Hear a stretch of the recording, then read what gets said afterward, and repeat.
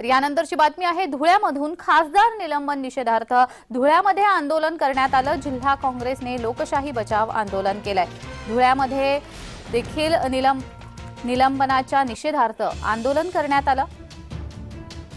देश बचाओ, अरे संविधान बचाओ, देश बचाओ, अरे संविधान बचाओ, देश बचाओ।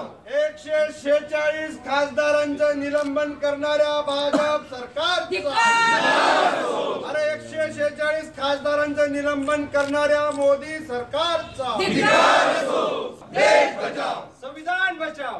जनतेतून निवडून दिलेले जवळपास राज्यसभा आणि लोकसभेचे 146 खासदारांचं निलंबन केलं आणि खऱ्या अर्थानं या लोकशाहीच्या देशामध्ये अशा प्रकारचं निलंबन करण्याचा हा पायंडा जो 70 वर्षामध्ये कधीही केला गेला नाही। लोकशाही मूल्य संविधानांचं मूल्यांचं या ठिकाणी दिवसा ढवळ्या खून केला जातो आहे।